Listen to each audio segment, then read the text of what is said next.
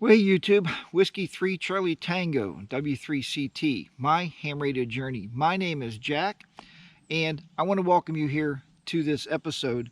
Today we're talking about QRP rigs and where is their place in the overall ham radio society. And, well, let's go ahead and get started with this video.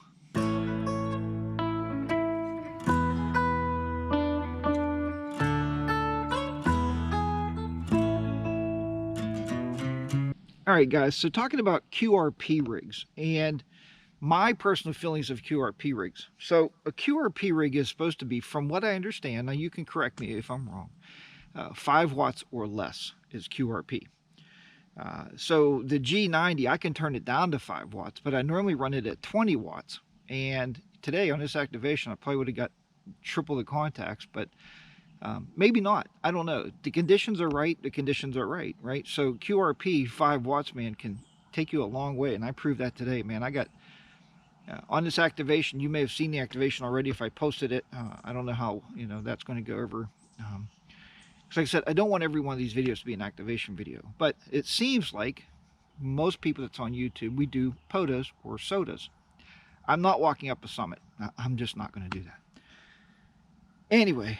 So, I know I've showed you this rig, but I want to go over some of this stuff that I have here without tripping over any of my wires. So, anyway, the antenna I have, and you guys have seen this, I put this on my videos. I built that antenna.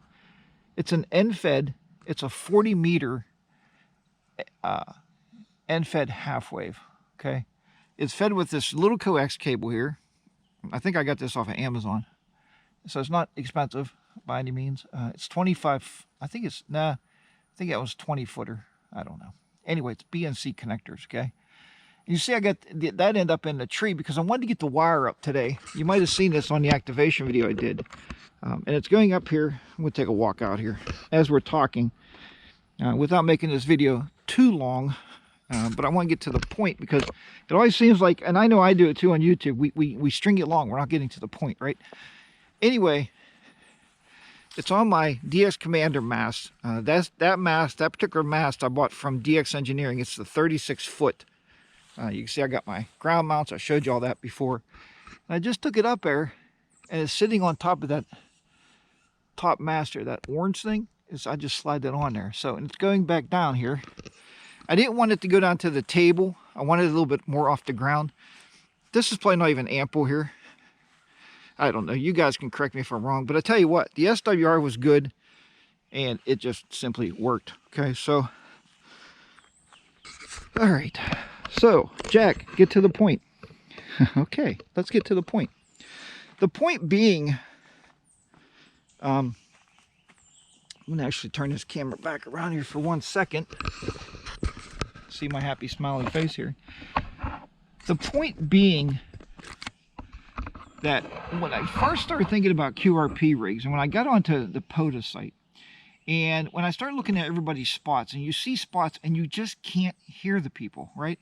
You're thinking, I should be able to hear Arizona, or I should be able to hear Florida. But a lot of those guys are running QRP rigs, and I thought, wow, I'll never run QRP because you're defeating the purpose. But thinking about that, I showed you guys my Go kit, and you guys have seen my QMX, and you know I bought that to go to Puerto Rico. I needed something portable that I can take. We rented an Airbnb, so I should be able to put an antenna up. Hopefully there's some trees around it, because I'm not taking a mast with me. But anyway, let's talk about this.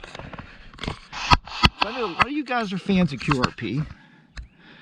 So, I mean, this is the whole rig, man. It fits in that bag I showed you a while back, and I'll link that video at the end of this video if you have not seen that. But, it's the radio. There's the battery pack behind it.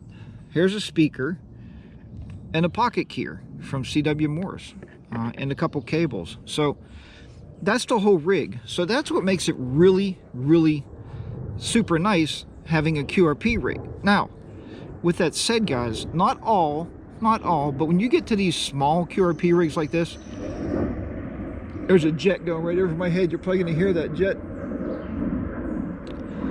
When you get to the small QRP rigs, hold on a minute. I am very close to the Pittsburgh International Airport. When you get to the small QRP rigs, most of them are CW. Okay, so I think that's a big thing. At least that's what I understand. Okay, from what I've seen. Now, I know they're making this radio, the QMX, and they're working on putting a microphone in it. I know you can use it for FT8 and that kind of stuff, digital stuff too. So you can do that. Okay. But I've had this radio out twice, and I've activated both times I've had this radio out with 2 different antenna configurations. This one today seemed to work extremely well. I probably showed you on the activation. I use my compass on my phone, and I make sure I put the antenna up north and south so it's radiating west and east. You know, whatever you can say about propagation, whatever you can say about radio waves, I wanted it to come off the ends, off the middle, yeah, off the middle, and radiate to the west, to the east. But I was also getting Florida, I also got Connecticut, so it's also going north and south. It's doing a really good job for a thin piece of wire like that. It blows me away with 5 watts. Actually, I was probably running about less than 5, you know, maybe 3, maybe 4, but the meter never went all the way over, so give it what it is. It's a 5-watt radio. I'm going to say 5 watts, okay? But the thing is, today, if you can see this, I don't know if it'll focus or not, I made 29 contacts. And yes, I logged straight into hammers. You've probably seen on the activation. I've never done this before. I always have my notebook, and I would always write them in there and go home and type them in. Today, I used my phone as a hotspot, and I went wireless from this to my phone, and I can log as I was talking to people. This seemed to work pretty well. You know, I may eventually set up hammers on my iPad, and I know you can do it on your phone, but you got to buy the app. On the computer, it's free. Okay, so there you have it. So QRP rigs, you know, they are what they are, right? There comes a motorcycle. Now we're gonna hear some. Nope, maybe it's not. Yeah, it is. I thought there was a bike coming up the road there. All right, there's a bike. Right there, 2 bikes. Out riding. Oh, 3 bikes. I'm getting some fresh air today. I'm getting ready to pack up and go home here. The bugs are starting to eat me up. Okay, so anyway, the QRP rigs, I mean, they have their place in the ham radio society, guys. They do, and I absolutely love this QMX, man. You know, for what it cost me, I mean, I had it built, I told you guys, like $188 or something. I know some of you guys build them. I'm not that kind of builder. I built an antenna, and my solder joints are not great. So I wasn't about to build a radio. But anyway. Okay, so wrapping this up. So I would say QRP rigs are worth it in the ham radio society. I never thought I would own a QRP rig. I just didn't. I mean, but I've never been a linear guy either at home. I mean, at home, I run the ICOM 7300, and I never really, yep, the bugs are starting to find me. Let's go and get a shower now. I never run it at 100 watts. I'm just not that guy. I usually keep it about 80 watts, and it works extremely well. I've talked all over the world with that radio. So anyway, would I say a QRP rig is something you should start out with? I mean, I don't know. If you like Morse code and you know CW and you want to use it for that, that's what I use it for. I love CW, and that's what I use it for. But I don't know if I would tell you to buy, you know, one of those $100 radios off of eBay or something, take a chance. I would say no. I wouldn't do that. If you're starting out, and I'm going to do a video, because I seen a Facebook post not too long ago that ham radio is stupid. It's too expensive to get into, and I wanted to debunk that. So that'll be another video for sure. We'll be talking about ham radio and prices and what you can and can't buy, and what you need to get started and what you don't need to get started. Okay, we'll talk about that. So, but if you like CW, if you're learning it and you know the code pretty well, I mean, you could definitely do parks on the air. Don't be afraid, man. Get out there and activate a park. You can't learn CW if you don't get on the air and use it. Because even if you listen to CW Ninja, and guys, I listen to it in the car a lot, to the point where my wife's like, shut that stuff off. And to be honest with you, it helps me, because I like to listen to it. And I told you guys before, I listen to it at 25 words a minute right now. I plan on going to 30. Because then when you jump back and you're copying call signs for POTAs at 15 and 20, they're going to come more natural to you. You're going to hear the code a lot better than worried about at 5. So, all right. But anyway, so as a first radio, again, if you like CW, sure, go for it, you know. But I would tell you, if it was up to me buying a first radio and I had limited funds, I would buy the G90. It's an awesome radio. It works great on CW and SSB.